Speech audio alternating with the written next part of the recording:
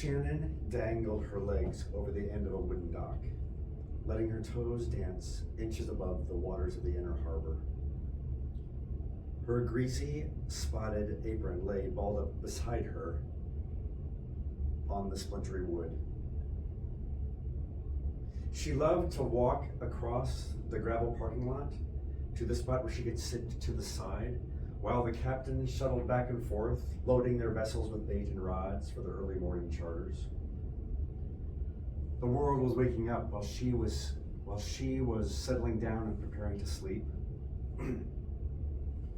She took a drag off her cigarette, exhaled slowly, exhausting smoke and stress together into the dim light of the early morning. She had served the last of the late night pancakes 2 hours before to a patron who had stumbled over from the local drinking hole. The bar and the dock shared the parking lot with the diner where Shannon worked the graveyard shift 5 nights a week. Neither building was appealing. Both were covered with chipping white paint, and both hung small signs which escaped notice. Neither was a stop for the parade of tourists who came through Montauk 3 months of every year.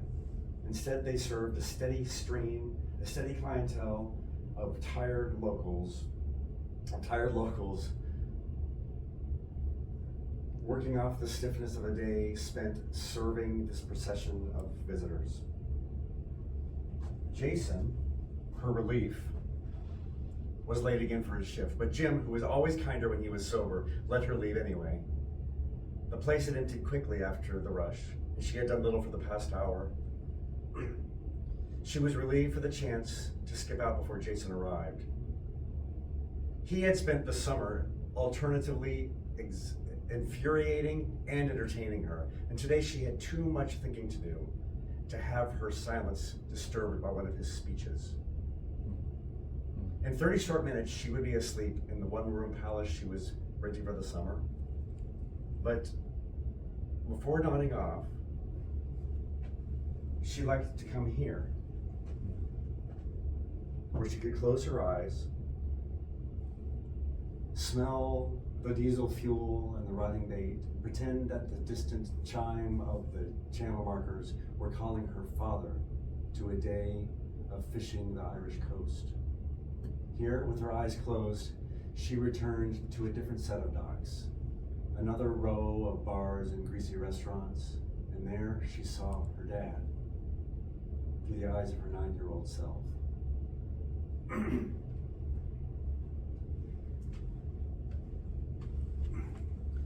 Michael O'Donoghue had the leathery face of a fisherman. It worked to make him look older than he was, but the tight curl of the red hair bursting from beneath his knit cap and the muscular frame of a man who went out every day to work hard belied the crow's feet and the leathery skin. Still, there was only one quality that stuck the most in Shannon's memory. Until tonight, the only other place she had ever seen the green of his eyes was in the curl of a breaking wave. There, too, the color was one of depth and intensity. And when he sat with her at the end of the day on the dock after a day of working, talking, those eyes looked only at her.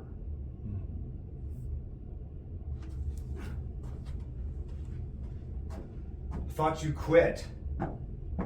Jason, finally arriving, gave her shoulder a shake.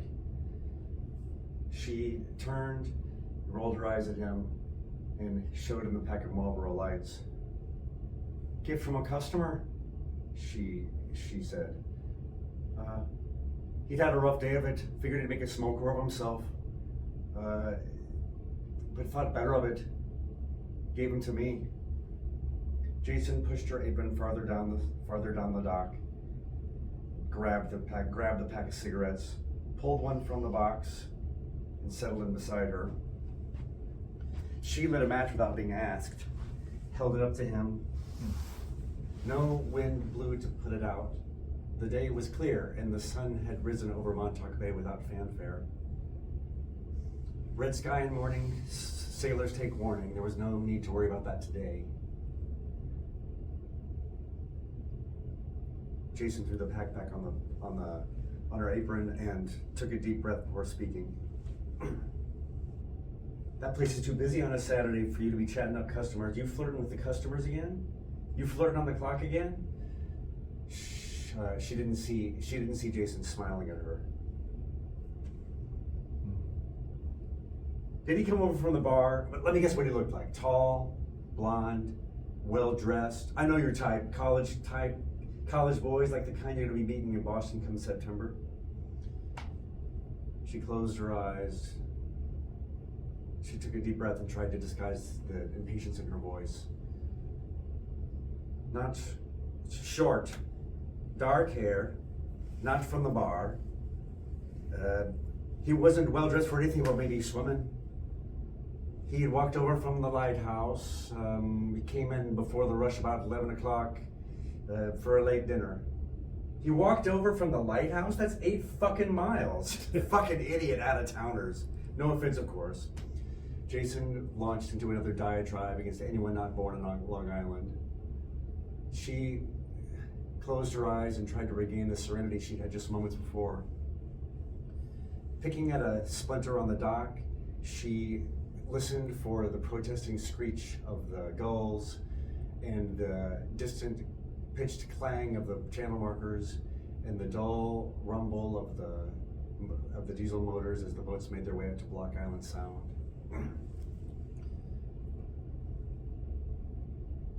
Together they made the comforting soundtrack of a life by the ocean.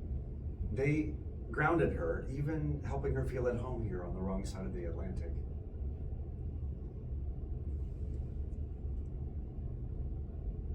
Alas, the very distant quality that made those sounds comforting to her were too faint for Jason's rough voice. So unlike her father's gentle brogue. I mean, why don't they just fucking go back to where they fucking came from? Her father never cursed. He must have out on the sea, but they all did. But in front of her, never in her memory. If you had asked him what he did for a living, he would only quietly admit that he was a fisherman. He would never be seen sprinting like the rest of the crew to the bars after their catch had been unloaded. He went straight home and showered before dinner, and it was a lost cause against the fragrance of fish adhering to his skin and clothing. Shannon loved the smell. It wasn't pleasant, but it was Dad. Michael would have been pleased that she got out of Waterford before she came to associate that scent with horny sailors trying to go to bed with her between stops. Maybe that was the reason that he didn't raise hell with the rest of the crew. He did have 1 pint of Guinness with Sunday dinner, and he made a game of it, chasing her around the room, trying to kiss her with the foam of the stout on the top of his lips. She squirmed to get away. And he smoked. That was the one vice that he would never give up, no matter how many times he promised her that he would. In the weeks following the storm, he was in her dreams, wearing the thick red rain suit that he would dry on the porch after the rough trips. In the dream, he took his hands off the railing of the ship, but only to light a new cigarette with the butt of the one he had just smoked, and try to smoke it before the rain extinguished it. And then flicked the butt into the sea in a gesture of rebellion, to pretend that he wasn't afraid that it might end up in a reprieve. She liked to think that it was like that in the end, and that there, he put a brave face on there at the end, because he knew that she would see him there.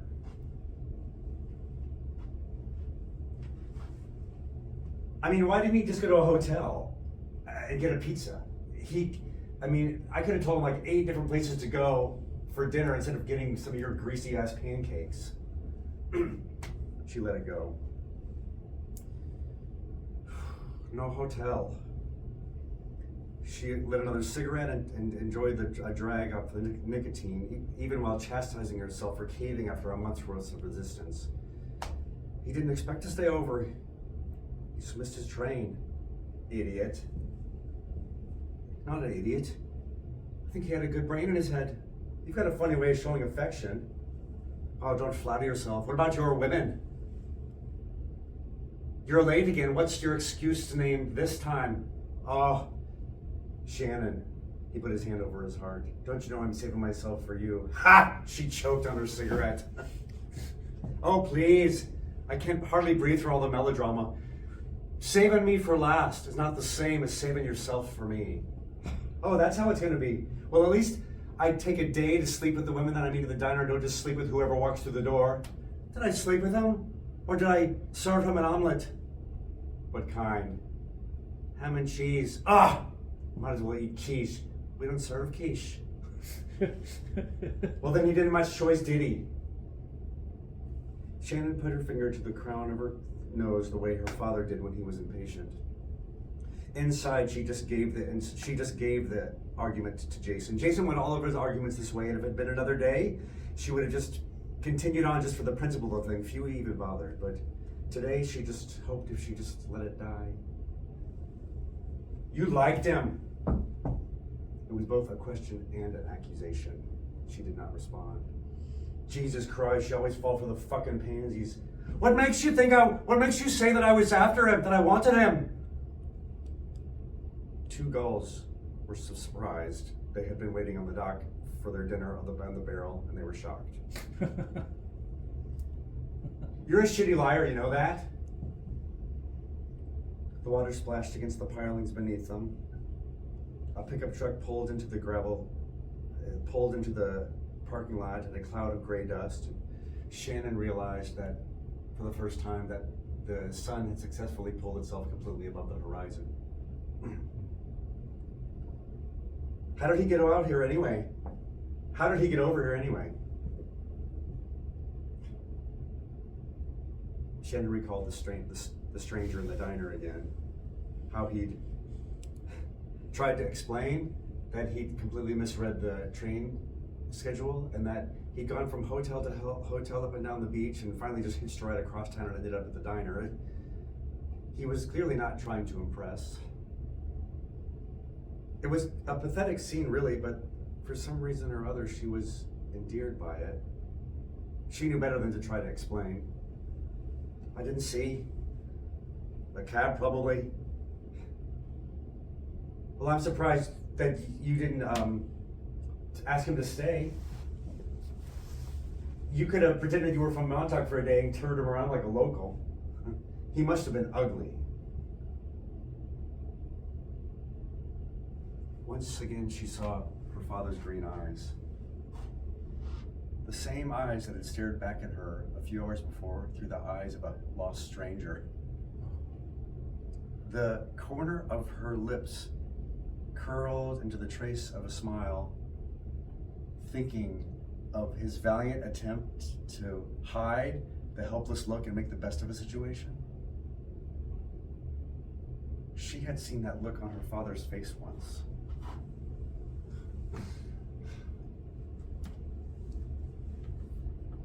He had taken her to get her first communion dress. He waited for 2 hours, holding her purse in the store, tapping his foot. From the dressing room, she could hear him whistling. You look beautiful, darling. He'd said it every time she'd come out in a different dress and twirl around, and with a grin on his face, knowing that somehow there was a role there that only a mother could play. Shannon wished once more that she could tell him that she never missed what the other girls had.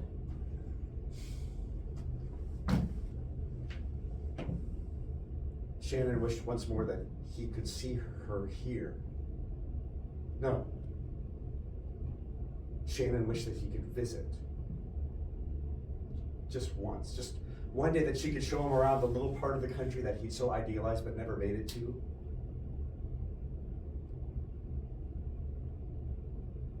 Maybe he could help her understand why she was here living out his dream.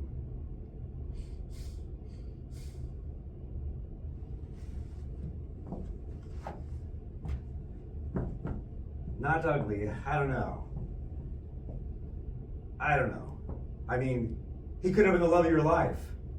I mean, you're here all summer long, working in that shithole, just trying to save enough money to maybe go to college next year, and the love of your life walks in one day, and the Prince fucking Charming, and you're here talking to me?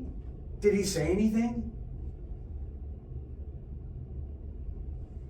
He seemed uncomfortable with everyone coming in over from the bar, and he said he was gonna go sit on the beach and wait for his train to come. Idiot.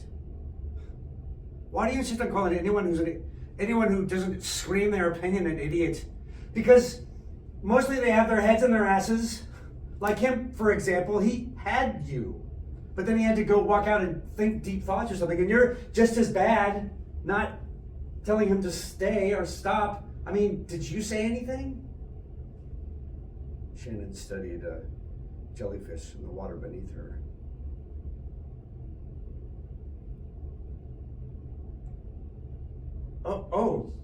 What did you say? Nothing? Nothing?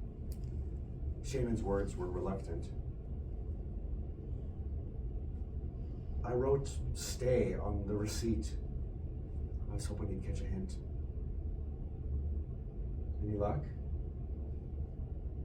He left about 3 a.m. Take my car. The first train hasn't left yet. It won't leave for a half an hour. Shannon stood up. Jason handed her her apron and her cigarettes. She shook her head. She tossed the cigarettes back to Jason and turned. The crunch of the parking lot underneath her feet.